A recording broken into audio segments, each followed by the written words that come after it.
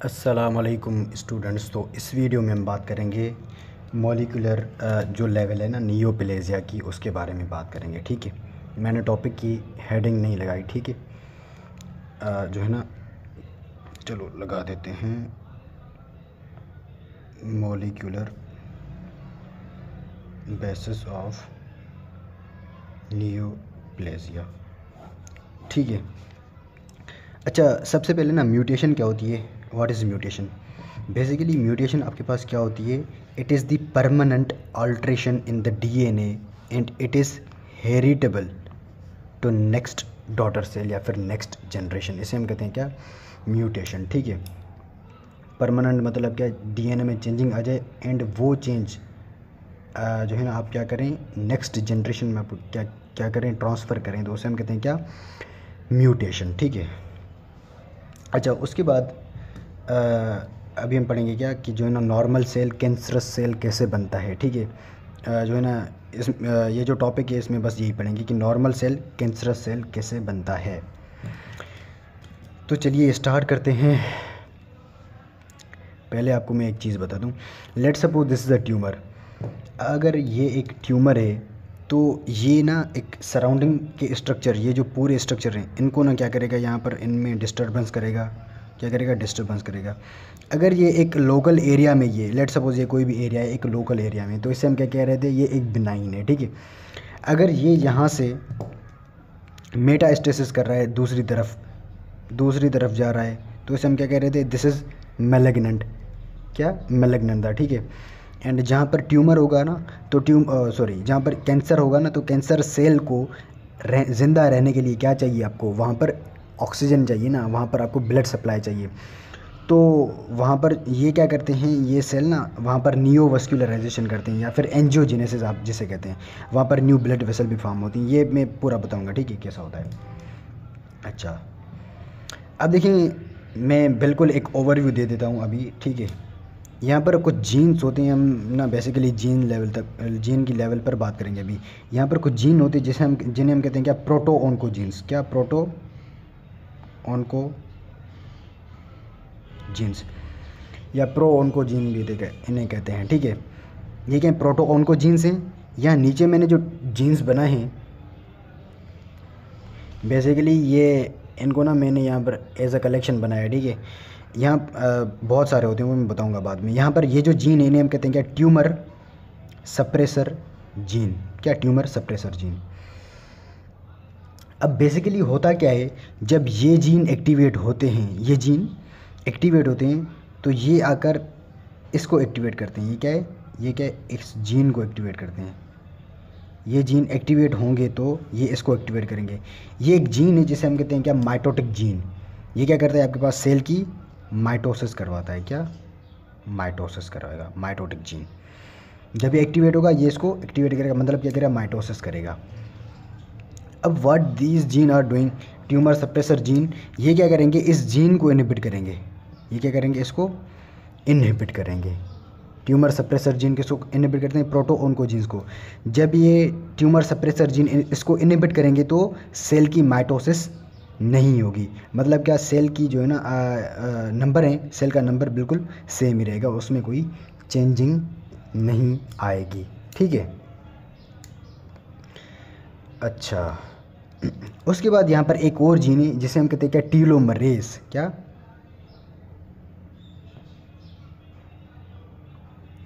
Basically telomerase का मैं आपको सिंपल बता दूं, let's suppose this is the cell. ये क्या, आपके पास एक क्रोमोसोम है जिसकी ये साइज़ है। लेट्स सपोज ये ना सेल डिवाइड कर गया, डिवाइड करने के बाद इसकी जो क्रोमोसोम की जो लेंथ है वो बिल्कुल छोटी हो जाएगी। और अगर ये सेल फिर अगर इस पोजीशन आ गया, इस पोजीशन में आ गया, और फिर ये जो है ना क्या करेगा, डिवाइड करेगा, तो इसकी पोजीशन जो इसकी जो हाइट है या फिर लेंथ, वो बिल्कुल कम होती जाएगी। बेसिकली यहाँ पर होता क्या है, इनकी जो ये लास्ट वाली पॉइंट है ना क्रोमोसोम की, इसे हम कहते हैं क्या, टीलोमेयर्स। क्या, टीलोमेयर्स। बेसिकली ये ना आपके पास जो है ना फालतू सी जो है ना एक स्ट्रक्चर होता है क्रोमोसोम में। ठीक है, अब बेसिकली टीलोमरेज यहाँ पर जो है ना, अगर हमने कैंसर सेल बनाना है तो टीलोमरेज का यहाँ पर फंक्शन क्या होगा। बेसिकली यहाँ पर लेट सपोज ये क्या एक लास्ट जो है ना लास्ट साइज़ है, मतलब क्या इससे और सेल जो है ना डिवाइड नहीं कर पाएगा, इससे और सेल डिवाइड नहीं कर पाएगा। अब ये टीलोमरेज क्या करता है, इसकी जो ये एंड वाली पॉइंट है ना, इसको बढ़ाता रहता है, इसको बढ़ाता रहता है, इसको बढ़ाता रहता है। मतलब क्या, जब अगर ये इसकी ये जो सेल है डिवाइड करता जाएगा और इसको जो है ना एंड सिग्नल मिलेगा ही नहीं, तो ये और भी डिवाइड करता जाएगा कि जो ना इसके लिए कोई भी लिमिट ही नहीं होगी। क्या, इसके लिए कोई लिमिट नहीं होगी। इसे बोलते हैं क्या, लिमिट लेस रेप्लिकेशन होती है। किसमें, जो है ना कैंसर सेल्स में होती है, वो इस टीलोमरेज की एक्टिवेशन से होती है। अगर कैंसर सेल होगा तो उसमें टीलोमरेज एक्टिविटी बहुत होगी। होप कि जो मैंने बताया ना आपको ये क्लियर होगा, ठीक है। अच्छा, तो ये भी हमारे पास हो गया। अच्छा, उसके बाद यहाँ पर क्या है, ये जीन्स हैं, ये क्या आपके पास डीएनए रिपेयर जीन्स हैं। ये क्या है,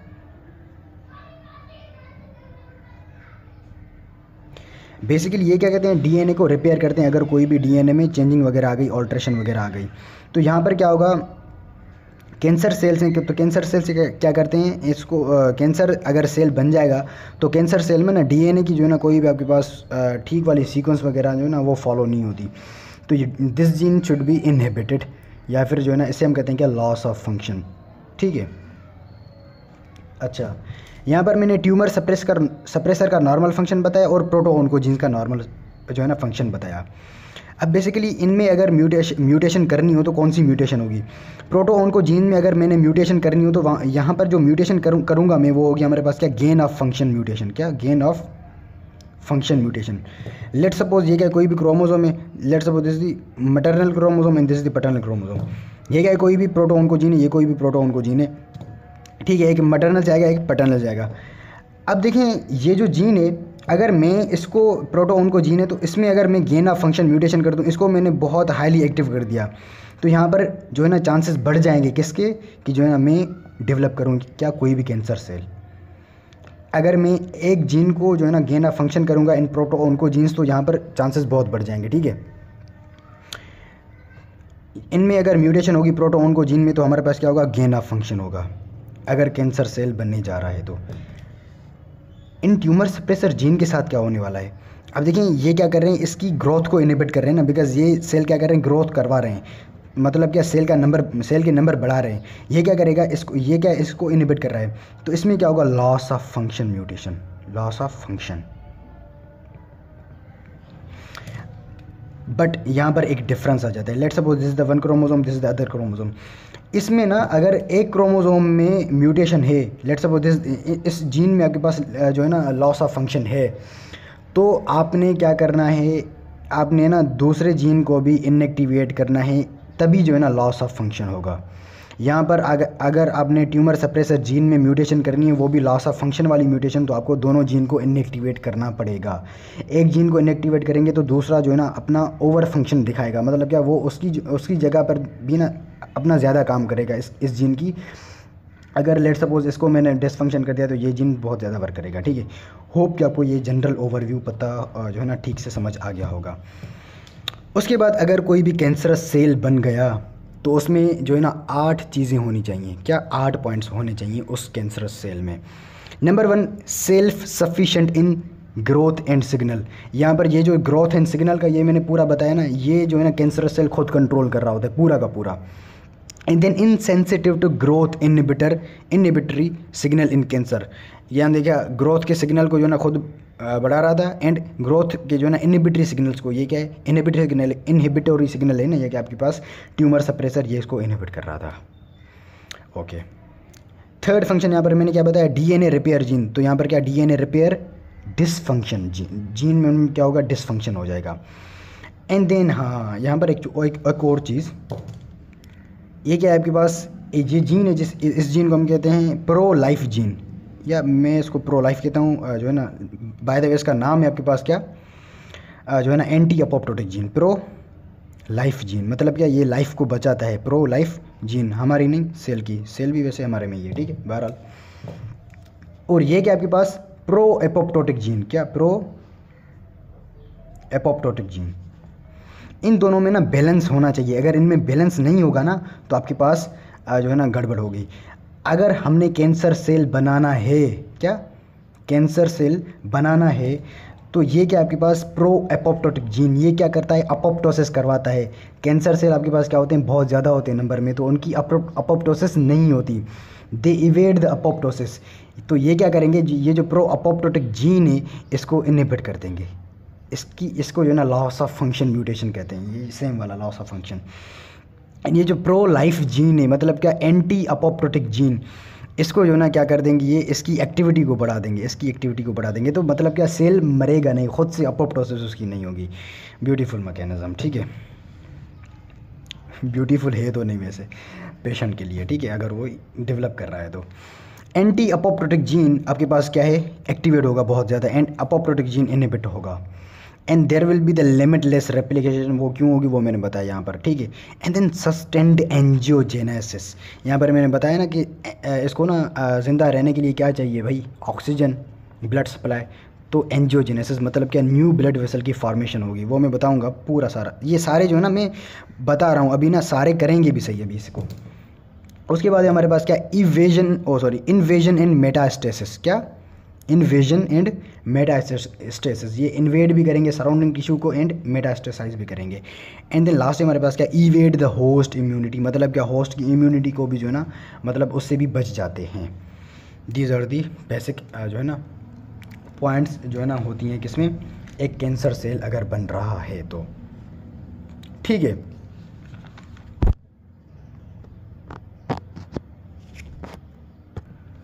अच्छा, तो अभी आ जाएं जो है ना, हम एक समंदर में गिरने जा रहे हैं अभी, ठीक है। तो चलिए स्टार्ट करते हैं, प्रोटोओन्कोजीन से स्टार्ट करते हैं। ये क्या है, प्रोटोओन्कोजीन से, ये एक जीन है जिसे हम कहते हैं क्या, सिस जीन, SIS जीन। ये सिस जीन प्रोड्यूस करता है आपके पास क्या, platelet derived growth factor, and एक और फैक्टर है ये, एंड दूसरा है आपके पास क्या, ये एपिडर्मल डिराइव्ड ग्रोथ फैक्टर। ये सिस जीन ये दोनों फैक्टर्स रिलीज करता है, ठीक है। अब इन दोनों फैक्टर्स में ना होता क्या है, एक चीज़ होती है जिसे हम कहते हैं डायमराइजेशन।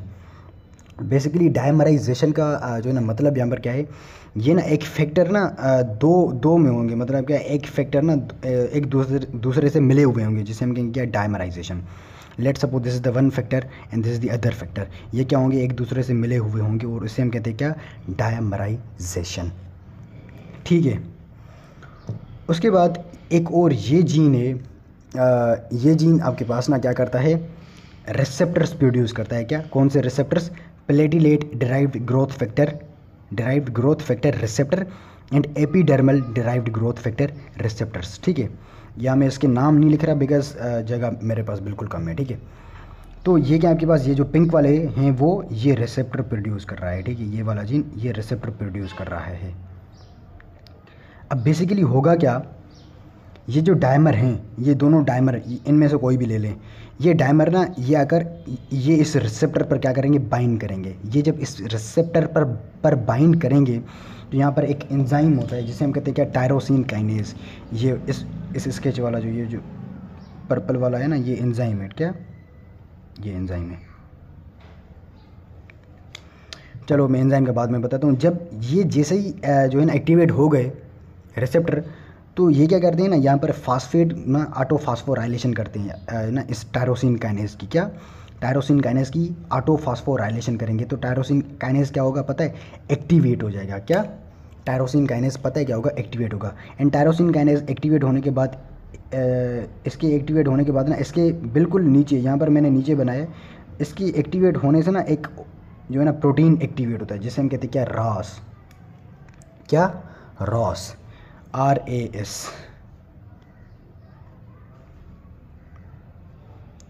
क्या, ये प्रोटीन एक्टिवेट होता है, ठीक है। अब इसकी एक्टिवेशन के लिए ना आपको एक प्रोटीन चाहिए, एक मॉलिक्यूल चाहिए जिसे आप कहते हैं क्या, GTP। जब GTP इसके साथ बाइंडेड होगा, क्या, GTP, तो ये ना रॉस एक्टिवेटेड होता है। क्या, रॉस उस वक्त क्या होता है, एक्टिवेटेड होता है। उस वक्त क्या होता है, रॉस एक्टिवेटेड होता है। जब इसमें GDP हो, जीडीपी इसको क्या करता है, इनहिबिट करके रखता है, क्या इसको इनहिबिट करके रखता है, ठीक है। लेट सपोज मैंने इसको किया अब एक्टिवेट। जब ये एक्टिवेट हुआ तो ये क्या करेगा, ये ना एक और जीन को जाकर एक्टिवेट करेगा, इस जीन को, ये क्या करेगा, इस जीन को एक्टिवेट करेगा।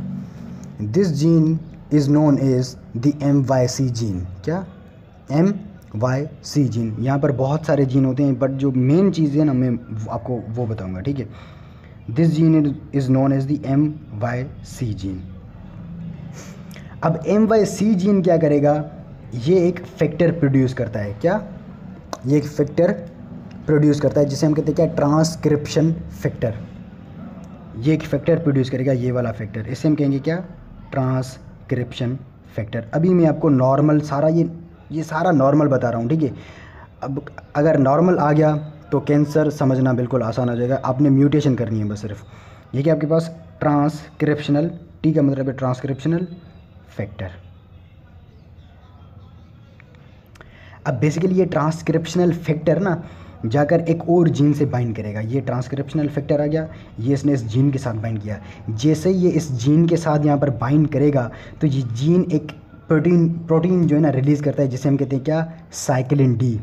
ये क्या आपके पास एक प्रोटीन है जिसे हम कहते हैं क्या, साइक्लिन डी प्रोटीन।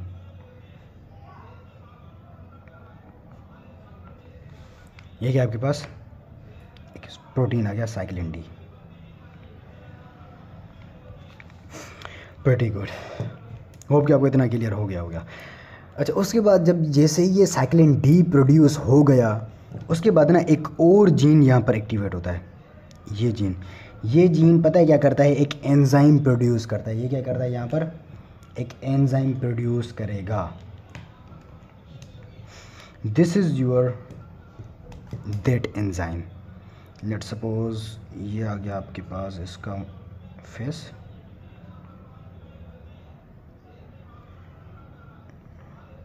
ये आ गई इसकी टांगे, ये इसके हैंड है,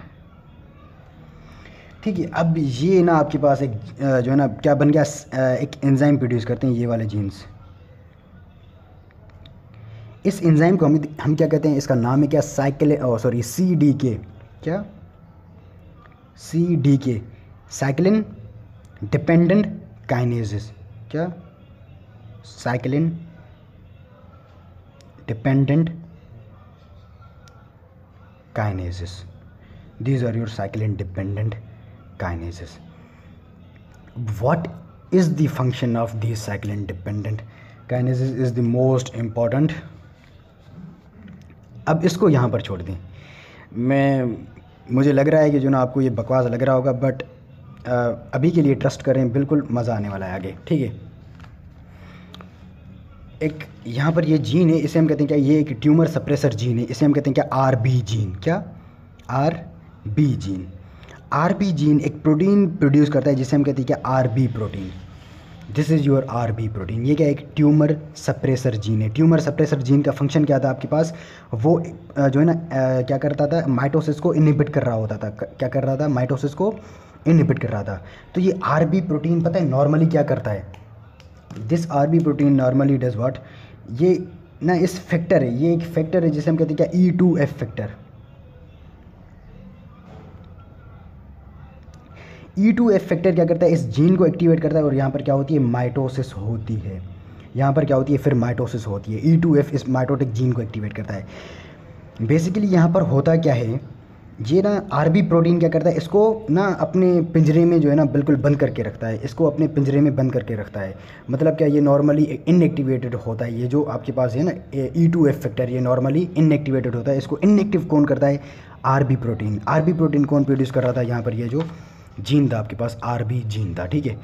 अब basically what is the function of दिन साइक्लिन डिपेंडेंट काइनेसिस। अच्छा, मैं लेट सपोज इसको मैं यहाँ पर बंद कर देता हूँ। ये क्या आ गया आपके पास, एक जेल में आ गया अपने पास, ठीक है। अब देखिए ये साइक्लिन डिपेंडेंट काइनेज क्या करेगा, इसको इस जेल से क्या करेगा, फ्री करवाएगा। ये साइक्लिन डिपेंडेंट काइनेज क्या करेगा, इसको RB प्रोटीन को मतलब क्या, इसका ये जो माउथ है ना, माउथ पर क्या करेगा, फॉस्फेट ऐड कर देगा। मतलब क्या, एक चीज़ इसके मुंह में है अभी, मतलब वो क्या करेगा, इस E2 फैक्टर को ना इसके मुंह से निकाल के उसके मुंह पर ना एक जो है ना लाइक एक टेप ना उसके मुंह पर जो है ना क्या कर देगा, चिपका देगा। उस टेप को हम क्या टेप मतलब क्या, वो यहाँ पर क्या करेगा, इसके ऊपर फास्फेट ऐड कर देगा। वो टेप क्या होगी आपके पास, फास्फेट होगी। This is your that phosphate group इस पर यहाँ पर क्या करेगा, काइनेज का मतलब होता है कि ये फास्फोराइलेशन करेगा। अब बेसिकली ये क्या करेगा, इसको आरबी प्रोटीन को यहाँ से इनहिबिट करवाएगा। क्या करेगा, इसको इनहिबिट करेगा, वो इस पोजीशन में आ जाएगा। बेसिकली इसको यहाँ कर दें इसे, ठीक है। अब E2F फैक्टर क्या हो गया, यहाँ से रिलीज़ हो गया। तो यहाँ से जैसे ही रिलीज़ हुआ तो यहाँ पर क्या करेगा, वो माइटोसिस करवाएगा। एंड सेल की क्या होगी आपके पास, नंबर इतनी बहुत ज़्यादा बढ़ जाएंगे। अगर फिर से ना इसको हमने इसके साथ ना बाइंड नहीं किया तो सेल की माइटोसिस बहुत होगी, ठीक है। ये क्या था आपके पास, पूरे के पूरे क्या थे, प्रोटो ऑन्कोजीन्स जो है ना, ये नॉर्मली ऐसे फंक्शन करते हैं। अच्छा, यहाँ पर एक और चीज़ मैं यहाँ पर क्लियर कर दूँ, ये जो रास है ना, रास आपके पास ना इस पाथवे, ये जिस पाथवे के थ्रू इसको एक्टिवेट कर रहा था ना MYC को, इससे ये ना यहाँ पर दो पाथवेज होते हैं। यहाँ पर क्या होते हैं, दो पाथवेज होते हैं। एक होता है आपके पास क्या, P13K पाथवे आता है, एक आता है आपके पास क्या P13K पाथवे, और एक आता है आपके पास क्या MAPK पाथवे।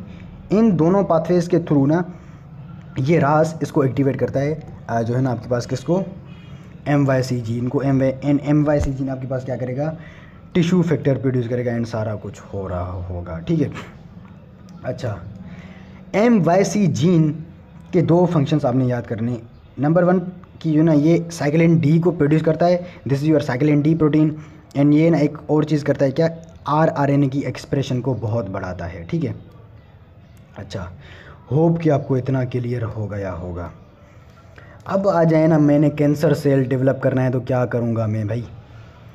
अगर मैंने कैंसर सेल डेवलप करना है तो मैं क्या करूँगा, इन सारे जीन्स की जो म्यूटेशन करूँगा वो क्या होगी, gain of function of mutation. मतलब क्या, गेन ऑफ फंक्शन होगा।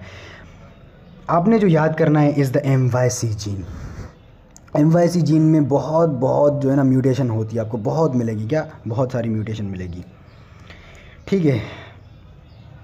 MYC जीन में अगर मैंने गेन ऑफ फंक्शन म्यूटेशन कर दी तो ये क्या करेगा, साइक्लिन डी बहुत ज़्यादा प्रोड्यूस करेगा। साइक्लिन डी अगर बहुत ज़्यादा प्रोड्यूस होगा तो साइक्लिन डिपेंडेंट काइनेज इस पर जो है ना सवार होंगे, साइक्लिन डिपेंडेंट इस पर सवार होंगे। साइकिल क्या है आपके पास, साइक्लिन डी प्रोटीन है, उस पर सवार हो गया साइक्लिन डिपेंडेंट काइनेज, और वो फिर आकर क्या करेंगे, इस जो है ना आरबी प्रोटीन को क्या करेंगे, इस आरबी प्रोटीन को इनहिबिट करेंगे। जैसे ही इसको इनहिबिट करेंगे तो E2 फैक्टर क्या करेगा, माइटोसिस को एक्टिवेट करेगा। तो क्या होगा आपके पास, सेल की जो है ना माइटोसिस बहुत होगी, एंड सेल आपके पास क्या करेगा, उसका नंबर जो है ना एब्रप्टली इंक्रीज होता जाएगा।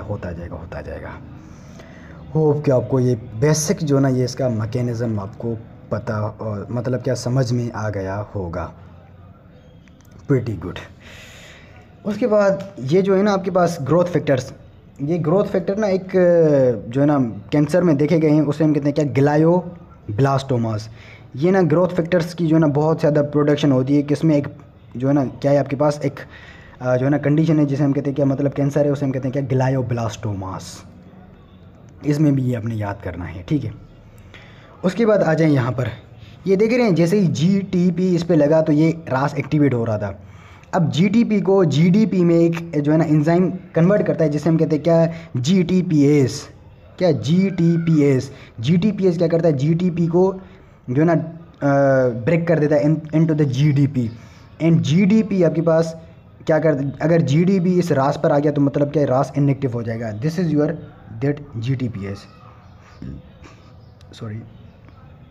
अब बेसिकली होगा क्या कि जो ना आप कैंसर डेवलप करें, अब बेसिकली होगा क्या, इस GTPase को ना एक और जीन एक्टिवेट करता है जिसे हम कहते हैं क्या, NF1 जीन। क्या, NF1 जीन, फाइब्रोमैटिक जीन। क्या, न्यूरोफाइब्रोमैटिक जीन, ये क्या है, NF1 जीन। NF1 जीन इस GTPase को एक्टिवेट करता है। क्या करता है, इसको, इस GTPase को एक्टिवेट करता है। अब ये क्या है, ट्यूमर सप्रेसर जीन है, यहाँ नीचे मैंने ट्यूमर सप्रेसर जीन ही बनाया है, ठीक है। अब ये जीन ट्यूमर सप्रेसर है, तो ट्यूमर सप्रेसर में अगर मैं म्यूटेशन करूँगा तो कौन सी म्यूटेशन करूँगा, loss of function mutation. Let suppose मैंने इसको ख़त्म कर दिया, बट यहाँ पर एक और चीज़ मैं क्लियर कर दूँ, ट्यूमर सप्रेसर जीन में अपने दोनों जीन्स एक्टिव जो है ना इनएक्टिव करने, एक मटरनल से आता है, एक पैटर्नल से भी आता है, दोनों को इनएक्टिवेट करना है आपने। NF1 को मैंने इनएक्टिवेट किया तो यहाँ पर GTPase एक्टिवेट नहीं होगा। जब GTPase एक्टिवेट नहीं होगा तो GTP को कैसे आप हटा सकते हैं? जब GTP इस रास पर लगा रहेगा तो ये रास एक्टिवेट हुआ मतलब कि ये एक्टिवेटेड ही रहेगा। जब ये एक्टिवेटेड रहेगा तो ये ट्रांसक्रिप्शनल फैक्टर बहुत प्रोड्यूस करेगा, मतलब कि MYC जीन को एक्टिवेट करेगा, ट्रांसक्रिप्शनल फैक्टर बहुत ज़्यादा प्रोड्यूस होगा।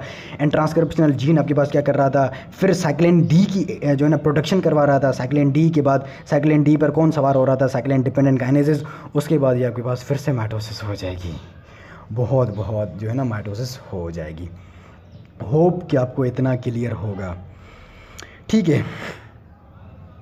अच्छा, तो ये हमारे पास हो गया। अच्छा, जब इस NF1 जीन में ना म्यूटेशन होती है तो यहाँ पर जो है ना एक डिजीज़ होती है जिसे हम कहते हैं क्या, न्यूरोफाइब्रोमिटोसिस 1। क्या? न्यूरोफाइब्रोमिटोसिस 1, ठीक है।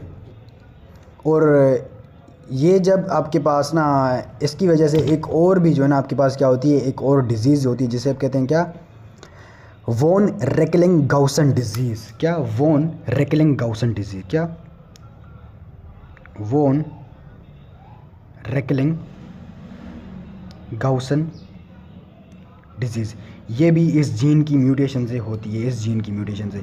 ये दोनों डिजीज़ बेसिकली किसकी हैं, न्यूरोफिब्रिलरी 1 जीन, ठीक है। इस जीन की वजह से ये दोनों डिजीज़ होती हैं। होप कि आपको इतना क्लियर हो गया होगा। अच्छा, तो मैं इस वीडियो को यहाँ पर ना स्टॉप कर रहा हूँ, बाकी जो है ना बातें हम इसके बाद वाली वीडियो में करेंगे। अच्छा, इसका ना स्क्रीनशॉट लेके आप जो ना चाहें तो नोट्स बना सकते हैं, ठीक है। होप कि आपको इतना क्लियर हो गया होगा।